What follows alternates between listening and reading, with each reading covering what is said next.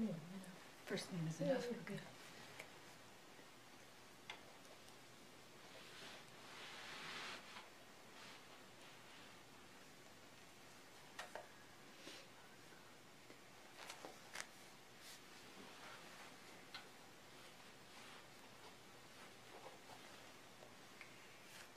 Is there more? No. That's the last one? Okay.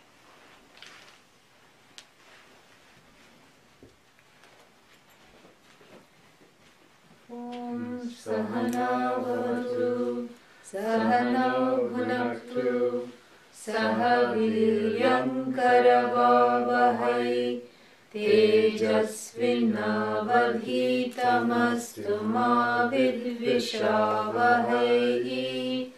Om Shanti Shanti Shanti.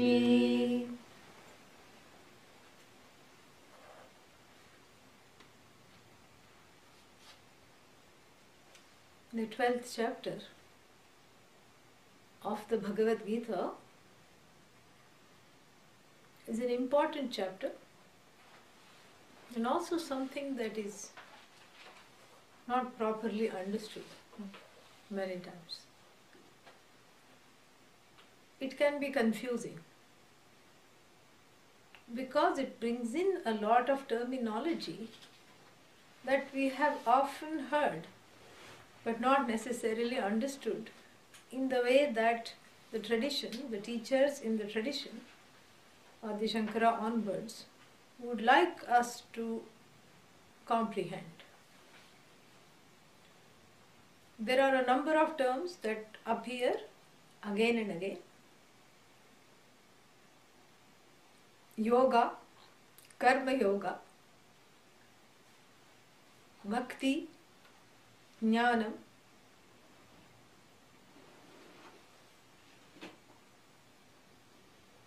Saguna Brahma, Brahman with attributes. What is Brahman with attributes? Ishvara. Or you. But here in this case, Ishvara. And Nirguna Brahma, Brahman which is without attributes. All these, it's like Bhel Puri. Bhel Puri? It's a particular, you put everything except the kitchen sink in it. You put little bit of rice and little bit of some crunch, that puffed rice, little bit of crunchy things, little bit of soft vegetables like boiled potatoes, and little sour, little sweet, little hot, everything. And then it becomes a dish. So like that, the 12th chapter has a little bit of everything in it. And if it's not understood properly, instead of eradicating the confusion from the mind, what it does is to further make the confusion, dhrida. Dhrida means what? Extremely solid. So what is confusion? What is solid? The confusion is solid. One is solidly sitting in the confusion because these are not understood. And like I said yesterday, it's a very nice compliment to some of the other things that we are studying, which will doubtless raise a lot of questions. And so that is why we are going to study this particular chapter of the Bhagavad Gita. The context is very simple. The context is just that Arjuna continues to be confused. That is the context. There is no other context. If Arjuna already was,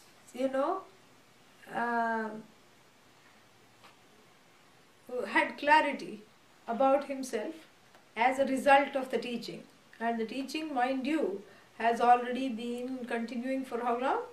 11 chapters.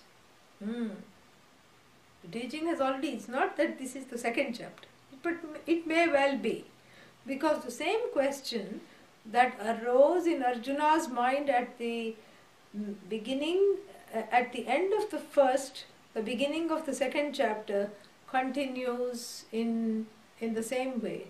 The only thing is, he becomes more clever in how to phrase that question. Like a child, becomes very innovative. And what is that question that he wants to ask and he cannot get his mind? Sometimes when there are repeated questions, repeated or a recurring question, sometimes the people will have the same question, and I have encountered it myself. Each time I visit a place, the person asks the same person asks the same question. It's not a different person asks, it's the same person. So that shows that there is a certain kind of a veil which is refusing to be lifted because the answer is being given not once but repeatedly. And if the question still persists, that means there is something that is not letting one see. There is some block, some fear, something that is not allowing one to enjoy the question, enjoy the answer that was given. Or the person has already made up their mind about what the answer should be, and they are repeatedly asking the question to confirm that particular answer where in their own head. And both of these are true for Arjuna. And as you know, the Bhagavad Gita is a dialogue between who? Krishna. Yeah, not Dhritarashtra and Duryodhana. Between Bhagavan Krishna and Arjuna. Arjuna is a jiva. Jiva means the one who is struggling, vulnerable, feeling alienated. These are the three characteristics of someone called jiva. Struggling, vulnerable, and feeling disconnected, alienated from what? From oneself, from everything else.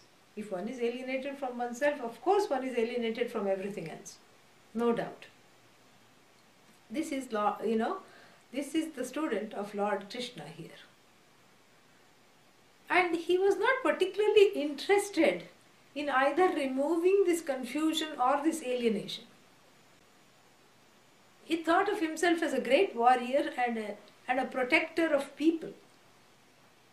And so he went about doing his job. He was not particularly interested in self-knowledge. Although he had the opportunity to gain this knowledge. Why? Because he was in the forest, having lost the kingdom to the usurpers. The usurpers banished him and his brothers to the forest for 12 years. In that he could have studied the 12 chapters of Gita, but no. Krishna was there. A lot of other sadhus, means mendicants, teachers, renunciants were in the forest. That is who he would have met. He could have asked anyone for that knowledge and said, it's so nice here, the birds are chirping, it's very peaceful, I like this ashram and I think I'm just going to stay here, forget the kingdom. Who wants this headache of managing this big kingdom and trying to keep it protected? Did he say that? No. He was very bloodthirsty. In the whole time he was just chafing at the bit like the horse and wanting to make a push for the war. The war was unavoidable and he was getting ready. He was stockpiling ammunition, keeping the powder dry as it were, and in those days there were mantra powered missiles. They make the smart bombs look dumb. You know what a mantra powered missile is? On that arrow the name of the target is already written, figuratively speaking. So you chant the mantra to keep the arrow potentized. And when the time comes, even if you are a bad shot and you throw the arrow somewhere else, it will roam around and find the mark because you've been chanting the mantra. It's a mantra powered missile. So if Arjuna was given to meditation, which is the subject of this chapter, he was only meditating on those arrows and the mantra powered missiles, taking the names of all those, what are those called? Those antagonistic people that had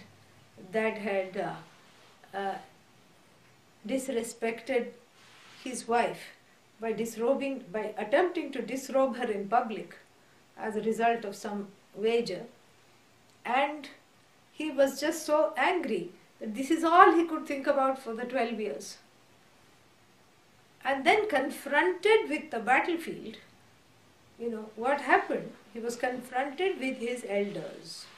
And this is where the downfall is. Because in India, the elders are seen as those deserving respect. Because they are older to you, they have more experience, they have more knowledge, this is who they are, and so the younger ones respect the elders. Now, but these kinds of elders who are standing on the wrong side, who have joined the side of the usurpers, the grandfather, the uncle, the teacher, everybody is on the side of that which is adharma, wrongdoing. But Arjuna cannot get past the form to see the content of what this is all about. He's stuck in the form. Oh, these are respectful people. One form he's stuck in. And killing of elders is wrong. Another form. And so here I am killing not only elders but respected elders and teachers, and so that has become a big block to anything. And then when you don't like what you have to do, the orange robes start looking very nice. Yeah. When the going gets tough, what happens? What happens? Tough get going Yeah, politically. the so-called tough. They are not really tough. If they were really tough, they would have stayed and, faced the situation. But the so-called tough people get going. So, this is what happened to Arjuna. And suddenly he became a pacifist. He joined the Peace Corps. He wanted to bring about social change. He wanted to, stop, stockpiling of armaments. He was against army. He was against mantra-powered missiles. He said, what is the use of this war? How terrible this all is, and why we have to do this. It's different. A similar epiphany another emperor in the tradition had a long time ago, called Ashoka. And Ashoka also fought a war. And he cried at the end of the war, seeing the bodies on the ground and everything. Similar thing. He converted to Buddhism and disbanded the army, which was not a very clever thing to do, as hindsight and history shows us. But never mind, this is not a history lesson. I'm just pointing out that, in war and battles are difficult times, because they bring out the jivatvam, that vulnerability, even more, because you are surrounded by people you know and people you are supposed to fight, and then at one level you recognize that they are not that different from you. They are same as you, and here you are fighting them, and in killing them, divesting their families of the father figure, of a husband, of a father, all this, and you can see that. And then it's just a matter of time whether you are going to get killed and perish, or they are going to perish in this battle. And the battlefield always brings out the philosopher in oneself. Or any kind of a war, any kind of a, when confronted with death, everybody becomes extremely philosophical. Same thing happened to Arjuna. What is the use of these killing fields? What is the use of destroying all these people? What is the use of, and why are we destroying it? For the sake of the kingdom. What is the use of the kingdom? Oh, kingdom is to be enjoyed.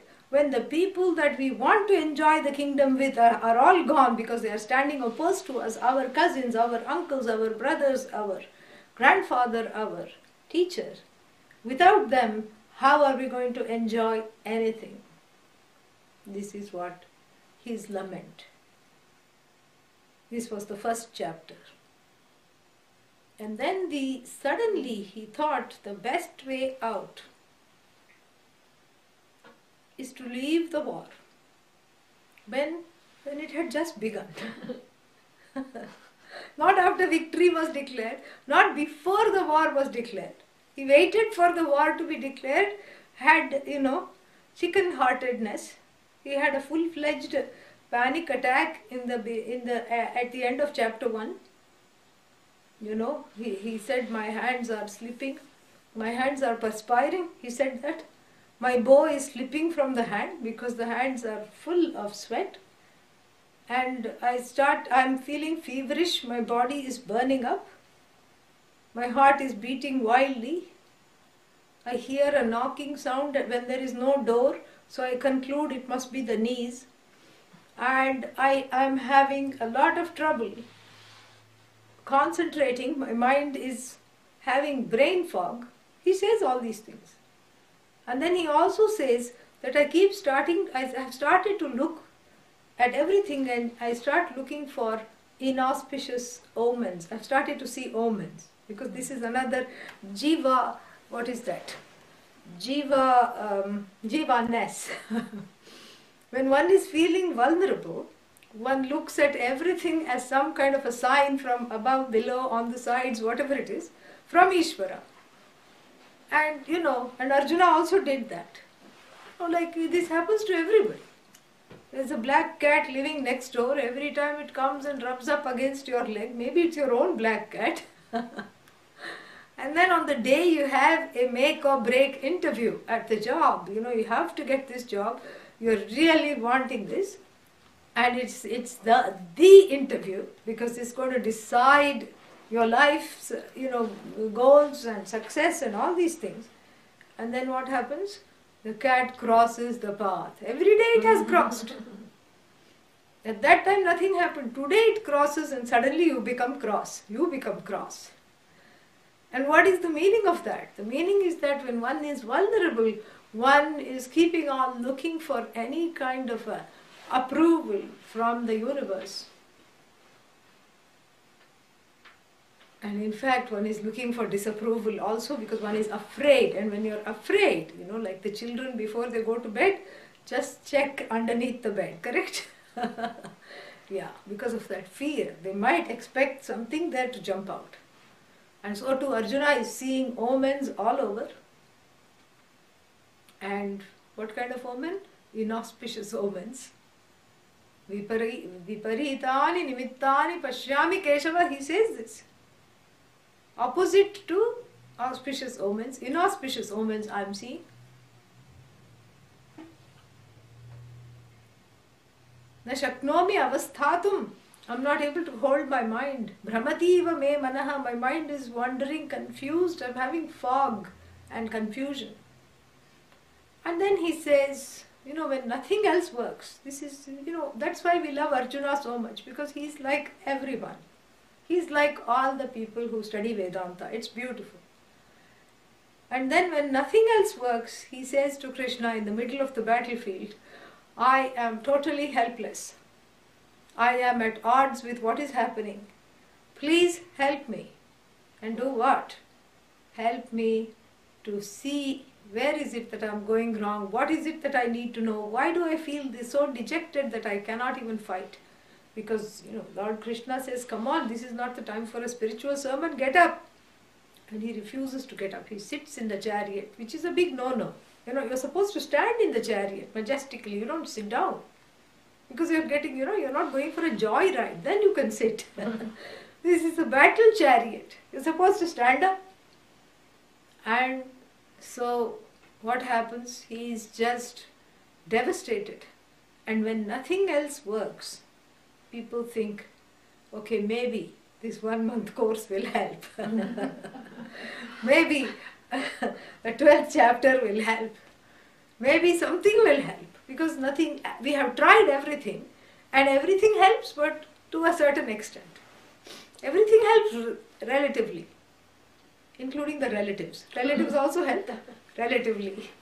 Nothing helps absolutely. And so when one is absolutely dejected, one starts to seek the absolute. This is the human condition. And so too in the middle of the raging war, he says, I am your student, please teach me.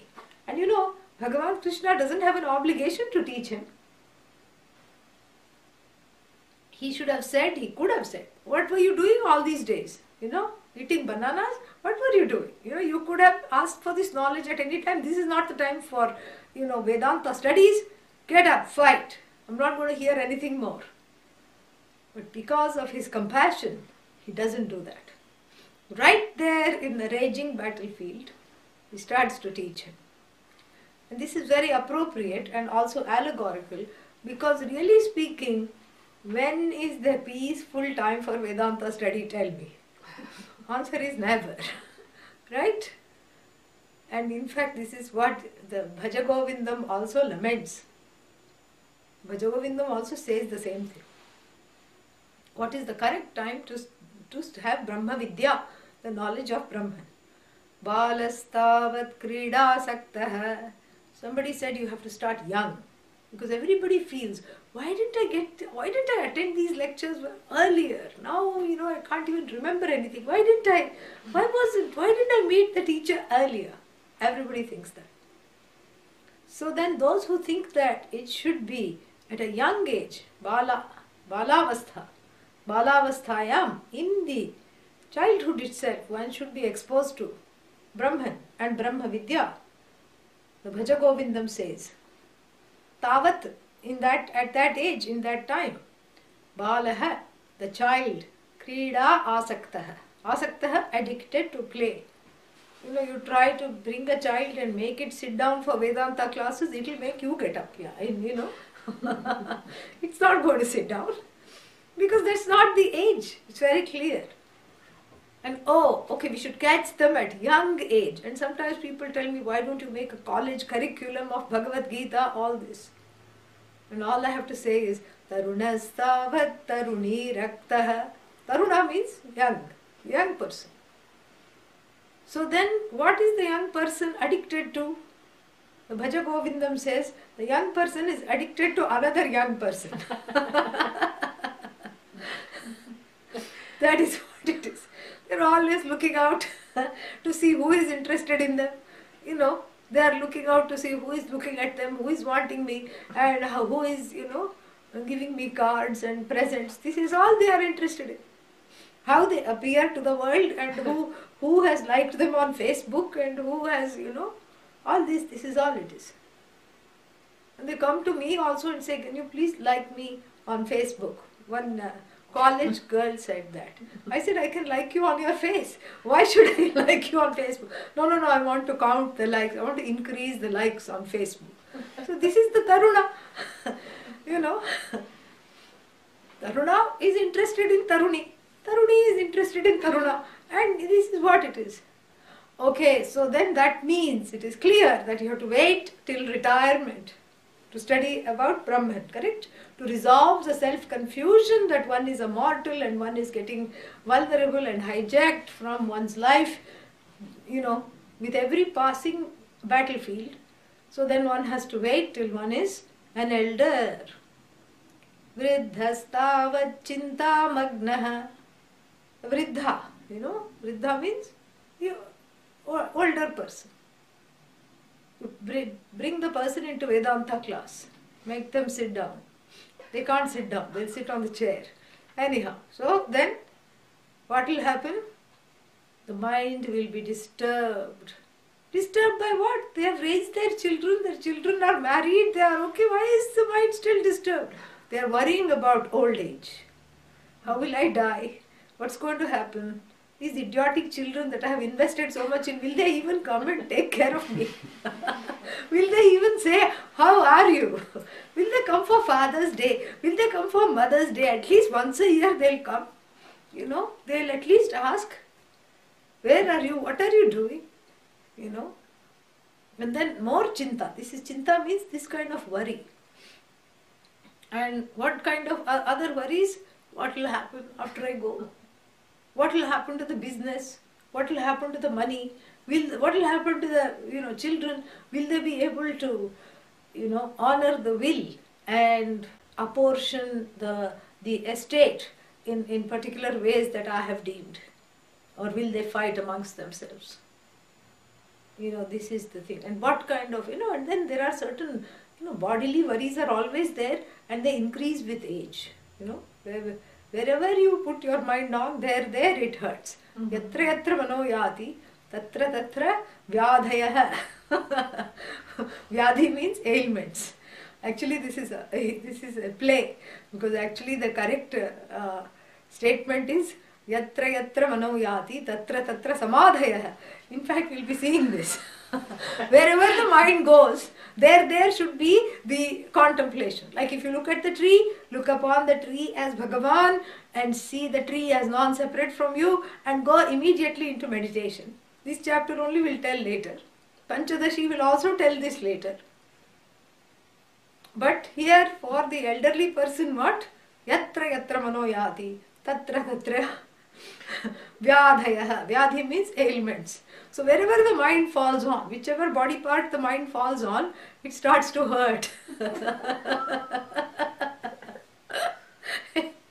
You keep going, ow, ow, ow. You have to keep shifting the position. You can't stand, sit still. And then the Bhaja Govindam concludes with sadness. Pare Brahmani kopina lagna. So in Brahman, which is the truth of everything, no one is interested, no age is the correct age. Because the childhood is hijacked by play. The youth is hijacked by another youth. Old age is hijacked by worries. And then what is the correct age to study this? No correct age, because at every age there is a battle. There is an internal raging battlefield of thoughts, ideas, conflicts, what to do, what not to do, how to behave, how not to behave, how should I go about life and how should I not, and how to, all these things. What is important, what is unimportant, these are the conflicts. Dharma, adharma, what is correct, what is right, versus what is the correct thing to do versus what I really want to do. The correct thing to do is to respect the other person, but what I really want to do is, biff them on the head. This is what is the whole thing, this is the quandary, and in such a raging quandary of dharma and adharma, which is the metaphorical symbol of the battlefield, the teaching, of course, is the most appropriate time and place for the teaching, because in other words, Bhagavan Krishna establishes there is no appropriate age and no appropriate time for the teaching to happen. If you are waiting for the appropriate time, what is that? It's like waiting for something that never comes. That's what it is. Because there is no real correct time where everything will be over and everything will be wonderful and all is at peace. That time will never come. And so the teaching proceeds because of this. And in the teaching, in the second chapter, the entire, in fact, in the second chapter, at the beginning of the second chapter, Bhagavan Krishna rescues Arjuna from wanting to renounce the world. Yeah. Krishna is wanting to go to Haridwar. Haridwar is a place where half the town is wearing orange. Yeah. Even people, selling in the clothes shop, they are all sadhus. I don't know how they are become businessmen, but never mind. That's the topic of another lecture, not this one. So then, I was shocked once I went to a dispensary. I had a cold and I needed some medicine, and then the sadhu was selling the medicine in the shop, in the little dispensary, pharmacy. So anyhow, Haridwar and Rishikesh are places near the Ganga where this pursuit is taken seriously, and if you want to renounce, that's where you go. And from Kurukshetra, which is just on the outskirts of Delhi, to Haridwar is you can cover the journey in a day and a half. How? Paidal, by walk. You can go. And Arjuna, thinking this, says it's better to go sit in Haridwar and it is better to live a life of alms. Alms who can take? Only brahmachari can take, or a sannyasi can take bhiksha. Other people are supposed to give alms, not receive alms. And so here again there is a confusion, because he says, instead of this, I want to give up the kingdom. Nothing feels good. I don't want the kingdom. I don't want the joy of having won this battle. I don't want victory.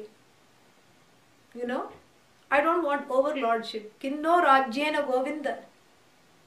Kim bhogaihi. Aishwaryena va. overlordship, bhoga, all this I don't want. I just want to go and beg alms. It's better to become a sadhu. And Bhagavan Krishna brings him back and he says, that's not the life for you. Let me give you the vision of this teaching. And the vision of the Bhagavad Gita is the vision of the Vedic traditions. There is no difference. And the vision is that you think is subject to destruction is not subject to destruction.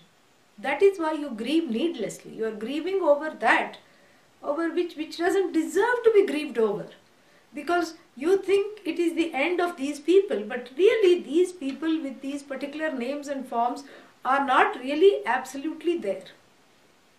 They are there in the present, and on that transactional reality of them being those people who have transgressed dharma, they, their own karma is going to take them to an inglorious end, whether you actually kill them in the battle or not. So you are not the doer. Why are you taking on the doership? Why don't you see what you are doing as a conduit of Ishvara's principle of karma, Ishvara's law of karma? Why don't you just do that? Why don't you just do your job without worrying about the consequences of that? Because your job is to protect, your job is to fight, because you are a commander-in-chief. And you cannot desert the army once the war is declared. That is not the correct thing to do. So you really don't have any options. You may cover up the desertion with glorious names like I'm going to become a sadhu. But do you think they're going to respect you? They're going to spit on you when they come to Haridwar and say, oh, you are that Arjuna who ran away from the battle, leaving us in confusion. They are going to spit on you. They're not going to think of you. They are going to say things that I as Bhagavan should not say. He says that avachya vadamscha bahun vadishyanti tavahitaha nindantas-tava samarthyam tato dukkatarannu kim. He says, Bhagavan Krishna explains there's nothing worse than getting criticized by your so-called those who were your well-wishers. They will all criticize you. And what all they can say, they are going to say. That cannot be repeated in the Bhagavad Gita. It is so bad. So, avachya means unspeakable things they will say. And they will reduce you to a caricature, not the Arjuna that you are, not the example and the role model that you are known to be. They will reduce you to a total caricature. And is this what you want? Is this how you want others to remember you?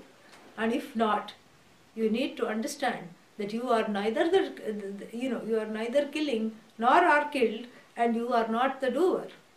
And the Atma in you is the same as the Atma in all. And the battlefield is a play, you are playing a role, because the Atma is indestructible. It is, completely free of any kind of pain, sorrow, affliction, grief, and that is what you are. The whole vision was given. And the way of life that is conducive to understanding this vision, called Karma Yoga, was also given. What is Karma Yoga? Don't think of yourself as the doer. We talked about the doership a lot this morning. Don't think of yourself as the doer. Bring an intermediary to attribute consciously the doership. And who is that intermediary? None other than Bhagavan. Bring Bhagavan and Ishvara, attribute the doership to Ishvara. And if the doership belongs to Ishvara, the fruits of the action reside also where the doer of doer resides. And so the fruits of the action, receive them as prasada from Ishvara.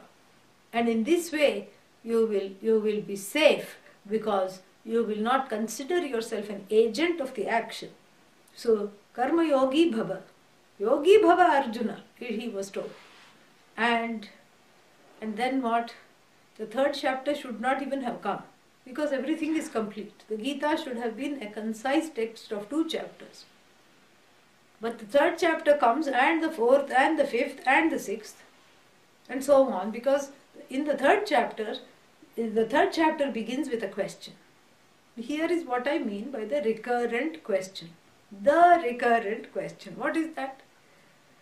He says, Jyayasi chet karmanaste mata buddhir janardana tatkin karmani ghore mam niyojayasi keshava vyamishreneva vakyena buddhim mohayasiva me tadekam vada nishchitya yena shreyoham apnuyam. He says, look, you praised the jnani, the sannyasi, you praised the renunciant in the second chapter, and you praise knowledge as a whole. And here, so if knowledge liberates and karma binds, therefore do karma, you are telling me. And what kind of karma? Ghora karma, this terrorizing karma of, fighting a war.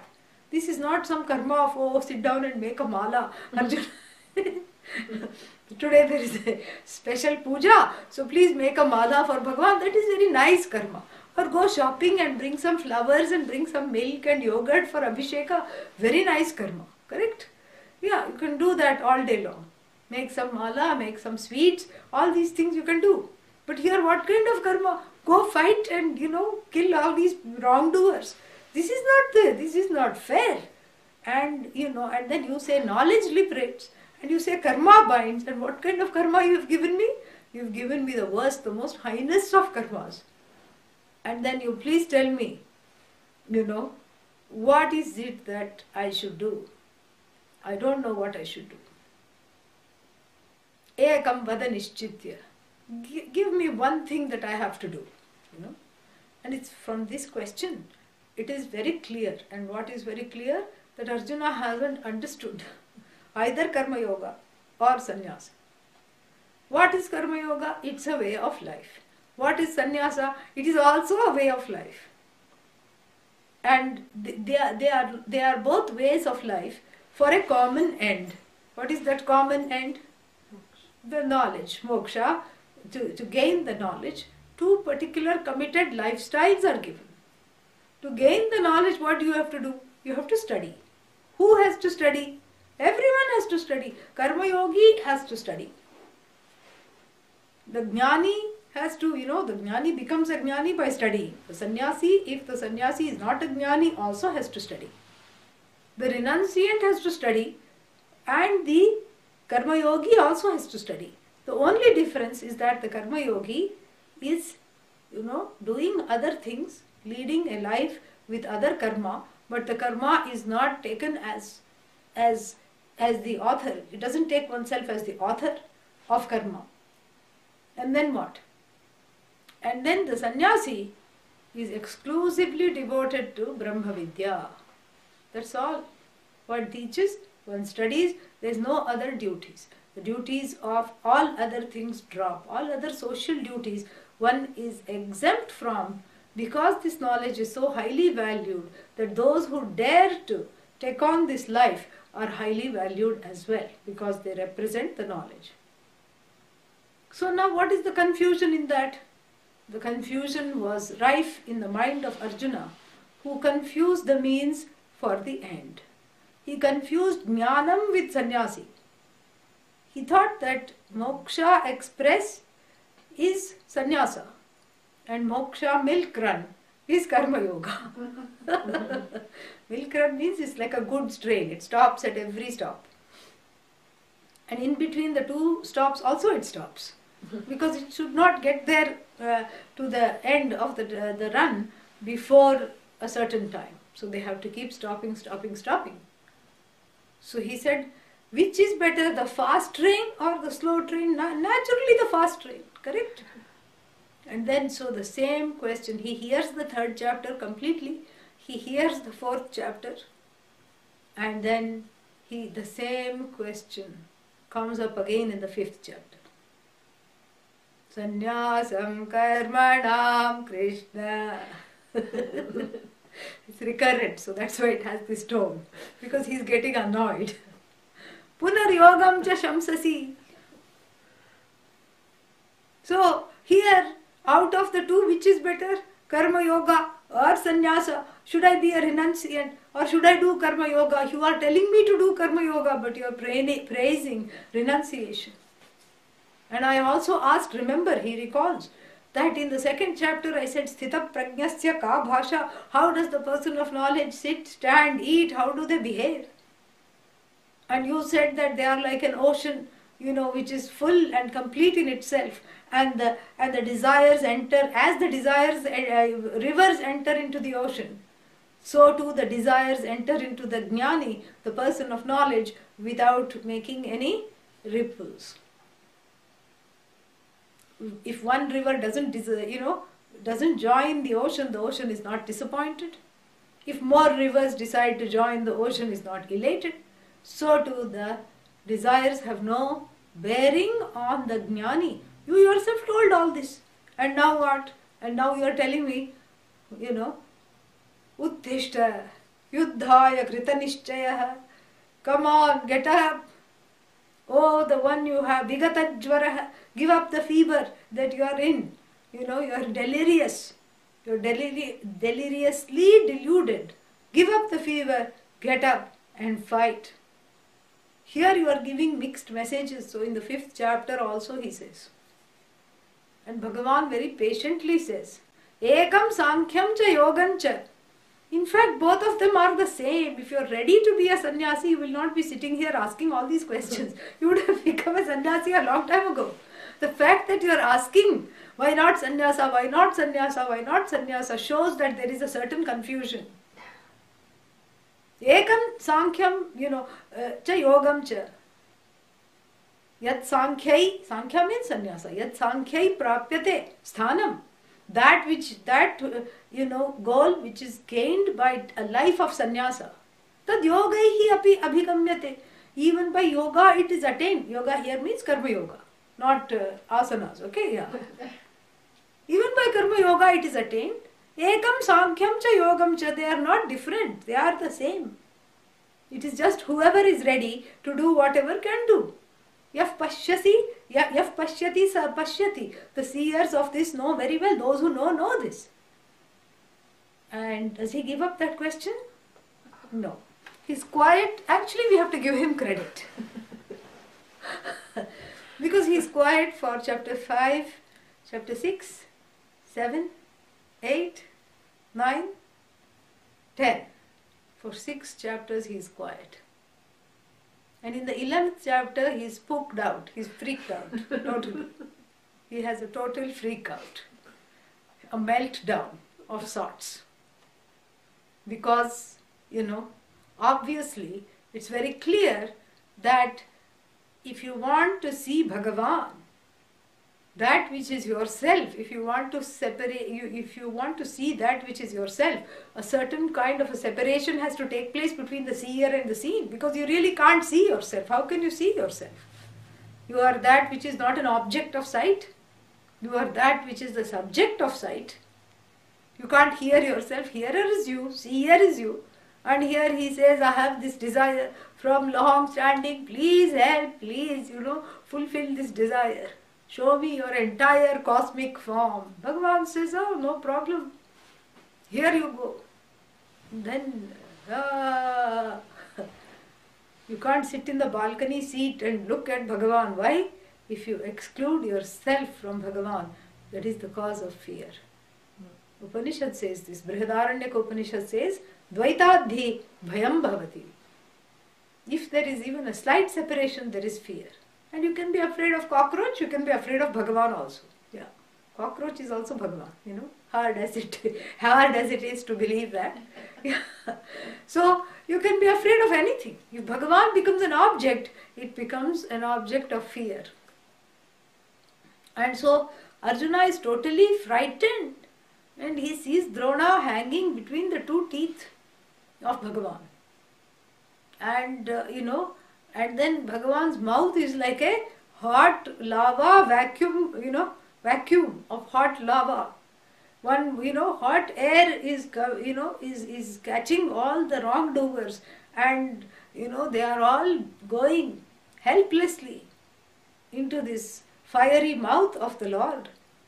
Just like even Arjuna says, just like patangaha, these, what are those things that go to the candle, the flame? Moths. Like patanga means moth. These moths that are helplessly attracted to the candle and then flame.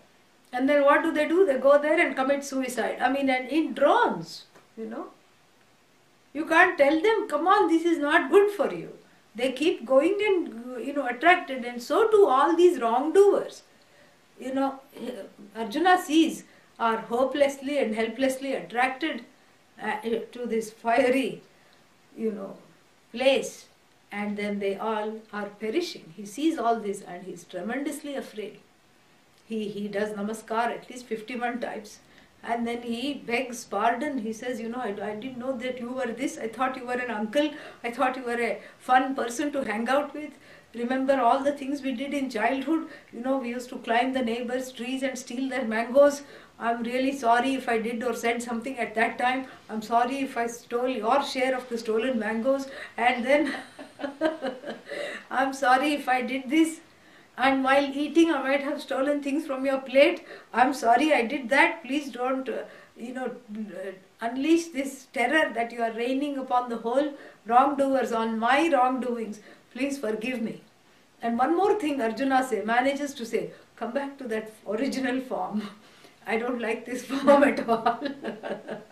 I don't like this form, And so, and he's kind of jolted. And this is a good time, he's jolted. He's still kind of lost his bearings after the 12th chapter. He's still recovering his bearings. He's had a little bit of a shock. And from this place of shock, that same question that was asked in chapter 3 and chapter 5 has re-emerged in chapter 12. And he's clever. He doesn't ask it in the same way. Chapter 3 and chapter 5 also there is a difference. And chapter 12 again, as we will see, there is a difference. Is this the last time he asked this question? No, because chapter 18 he again asks it in yet another fashion. The question is the same. I think I've made a mistake in hearing you or listening to you. What you seem to be saying is you're praising the knowledge and the sannyasis who have taken sannyasa in order to study. That's why you take the sannyasa, in order to study. And therefore what? So therefore, this is in order to just free yourself of all the things, and that is what leads you to moksha faster. You don't have to be an idiot to know this, Arjuna thinks. And so therefore, I'm not really happy with the other, questions, other answers you have given. So Arjuna thinks to himself, I have to ask this question yet again. And so the 12th chapter begins with Arjuna's question. So please repeat after me. अथ द्वादशोऽध्यायः अथ द्वादशोऽध्यायः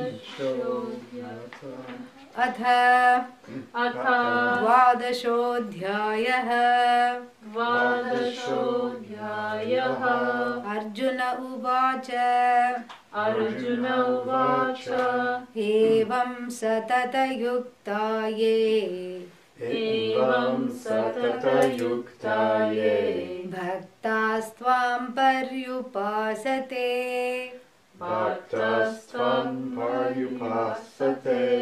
ये चाप्यक्षरमव्यक्तम्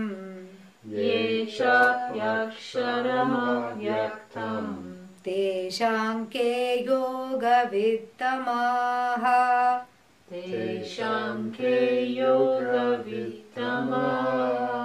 Again. Arjuna uvacha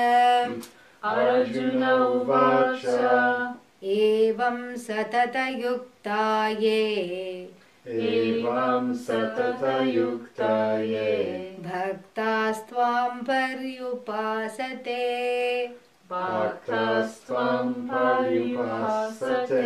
ye chapyaksharamayaktam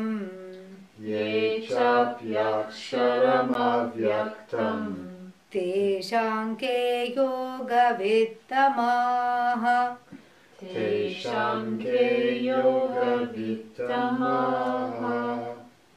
So this is a question couched slightly differently, but you can see that it has the ingredients of the same thing that was said before. Arjuna uvacha. Arjuna said, when? A long time ago. What did he say? Evam. Evam means in this manner, Just look at the what's its name? The translation first. in this manner. Satata yuktaha means there are those devotees, bhaktaha, bhakta means devotees. Satata yuktaha means they are committed to you always. Bhaktaha tvam paryupasate, they meditate upon you. You means, doesn't mean Krishna here. What does you mean?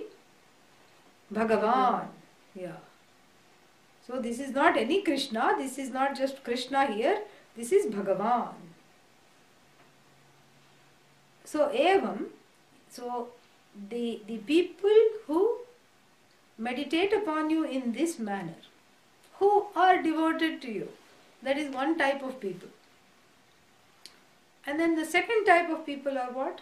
There are others. Ye cha api aksharam avyaktam paryupasate. There are those who seek you as one who is aksharam avyaktam. Aksharam not subject to decline. Avyaktam not an object of thought. Not an object. Not available for objectification. So there are two kinds of people. What are these people? You know, let's get the distinctions very clearly. One who are devoted to you and worship you in all their undertakings. And worship you in all their undertakings means what? Whatever they do is worship. And also they worship you separately. They will go to their puja room, they will go to their temple, they will go to their church, whatever it is. And they spend some time in worship. And not just one time worship, you know, kabhi kabhi worship. A person who is committed to worshipping you using various forms. And even those religions that say we don't have a form, they have, you know, forms. In Islam, a certain direction we face, they face the west, because the western direction is Mecca and that is seen as holy.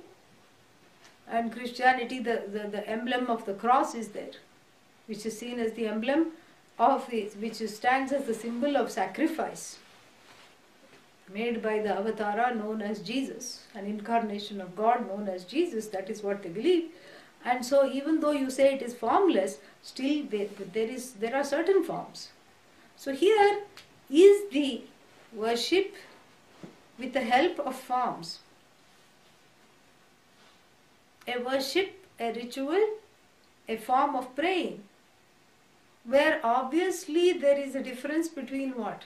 The seeker and the sought, correct? You can't have a ritual for the formless. How are you going to do the ritual for the formless?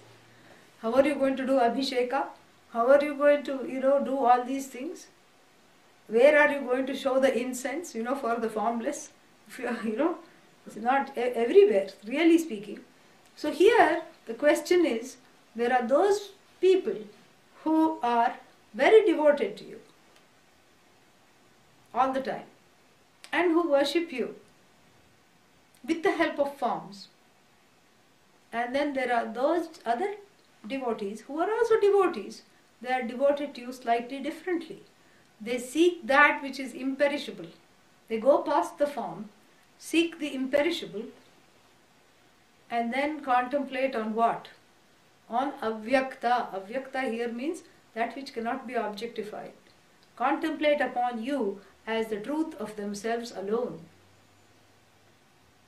Tesham ke, out of the two, who is the greatest yogi? So you see what he is really trying to say here? Who is the greatest yogi? Is it the one who worships you, in the traditional manner, as one does worship? There is a separation between the devotee and the object of devotion. Or the ones who look upon you as the very subject of devotion, the ones who contemplate upon you always as the truth of themselves. Which is better? Because he is having a plan here.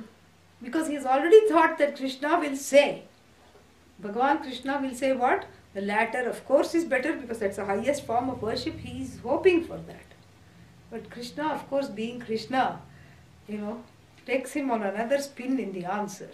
We will see that after a 10-minute break wherever you are. So just go, freshen up, stand up, jump around, do whatever you need to do. For 10 minutes, we'll come back. Om. Om Purnamadav Purnamidam Purnat Purnamudachyate Purnasya Purnamadaya Purnamevavashishyate. Om Shanti Shanti Shanti. Harihi Om Shri Gurubhyo Namaha. Harihi Om.